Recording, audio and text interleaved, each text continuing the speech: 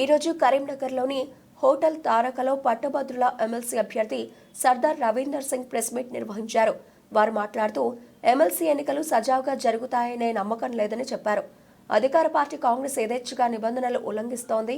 Form 4లో పొందుపరిచిన విధంగా కాకుండా బ్యాలెట్ పేపర్లో అభ్యర్థుల పేర్లు మార్చి సీరియల్ నంబర్ను తారుమారు చేశారు. ఆల్ ఇండియా ఫార్వర్డ్ బ్లాక్ నుంచి పోటీ చేస్తున్న తనకు సీరియల్ నెంబర్ 11 కేటాయించారు. ఎలక్షన్ కమిషన్ వెబ్సైట్లో అభ్యర్థుల డాటాకు ప్రైవసీ లేదు. వ్యక్తిగత వివరాలు వెబ్సైట్లో బహిర్గతం కావడం సైబర్ క్రైమ్ కిందకు వస్తుంది. నిబంధనలు ఉల్లంఘించే వారిపై కేసు నమోదు చేసి చర్యలు చేపట్టాలి. రాష్ట్ర ఎన్నికల అధికారులను వెంటనే మార్చాలి. కేంద్ర ఎన్నికల కమిషన్కు ఫిర్యాదు చేస్తాం. సర్దార్ రవీందర్ సింగ్ పేర్కొన్నారు. అభివందనాలు. ముఖ్యంగా ఈరోజు పాత్రికా మిత్రులతోటి సమావేశం పెట్టడానికి ప్రధాన కారణం ఏంటంటే మేము మొదటి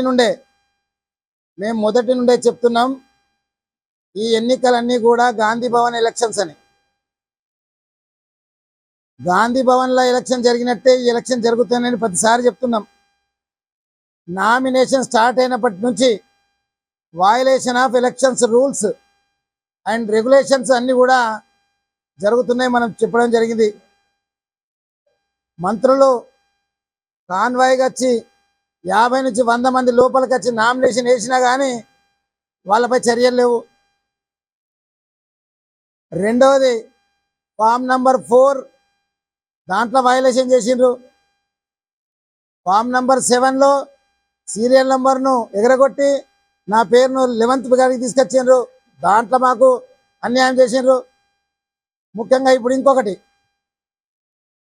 ప్రధాన పార్టీ అయిన కాంగ్రెస్ పార్టీ వెబ్సైట్లో ఏముందంటే, ఎలక్షన్ కమిషనర్ గారు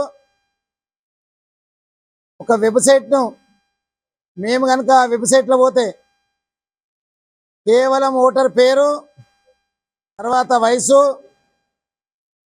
తండ్రి పేరు, ఈ రకంగా డిస్క్రిప్షన్ కొన్ని వస్తున్నాయి. మరి వాళ్ళ వెబ్సైట్లో పోతే పేరు, మిగతా అన్ని డీటెయిల్స్ అంటే ఓటరు ఫోన్ నంబర్ కూడా దాంట్లో వస్తుంది. ఇప్పుడు మీ అందరికీ చూపిస్తాం. అది మేము ఆ వెబ్సైట్ ఎట్లా వచ్చిందంటే, ఎలక్షన్ కమిషనర్ దగ్గరనే ఉండాలి. ఒక్క ఎలక్షన్ కమిషనర్ దగ్గర ఉండవలసిన వెబ్సైట్ రాజకీయ పార్టీలకు ఏ రకంగా ఇచ్చిండ్రు? రాజ్యాంగం ఇచ్చిన హక్కేంది? బాబాసాహెబ్ అంబేద్కర్ గారు రాజ్యాంగాన్ని రాసిన ఆర్టికల్ 21, ఆర్టికల్ 21 ప్రైవసీ అనేది ఆర్టికల్లో పెట్టడం జరిగింది. కానీ ఇక్కడ ప్రైవసీ అనేది లేదు. అసలు ప్రైవసీ అనే మాటనే లేదు. నరేందర్ రెడ్డి గారు కాంగ్రెస్ అభ్యర్థి ఒక వెబ్సైట్ ఓపెన్ చేసిండు.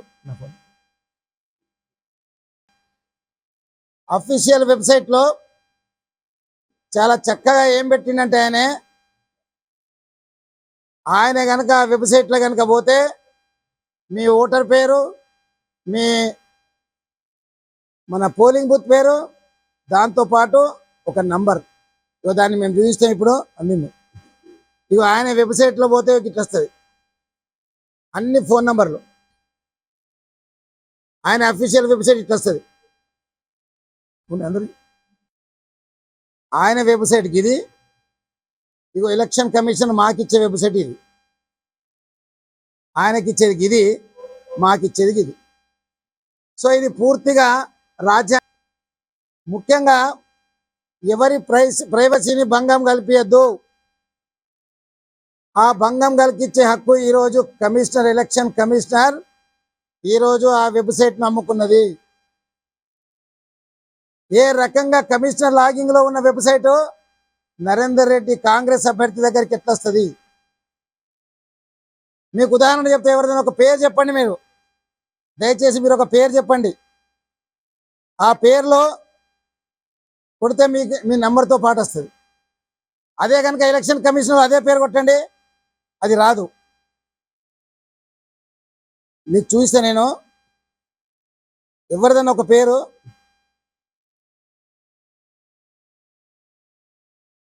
వెబ్సైట్ అనేది దయచేసి చూడండి. ఏం రాసిండ్రు? ఓటర్ లిస్ట్ సెర్చ్ అని. ఆయన ఫోటో, ఆయన వెబ్సైట్. ఆ వెబ్సైట్ కూడా ఏముంది? విఎన్ఆర్ కాంగ్రెస్ వెబ్సైట్ పేరు. సో ఈ వెబ్సైట్లో దయచేసి ఎవరిదైనా ఒక పేరు చెప్తే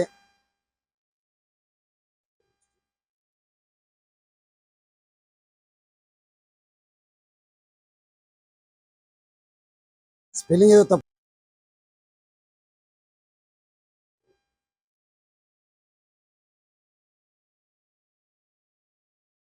రాపాక అని కొడితే అన్న, రాపాక ప్రశాంత్, రాపాక శ్రీలత, ఈ రకంగా రాపాక మీద ఎన్ని పేర్లు ఉన్నాయి, రాపాక మీద ఎన్ని పేర్లు ఉన్నాయో మొత్తం వచ్చేస్తాయి రాపాక పేరు మీద.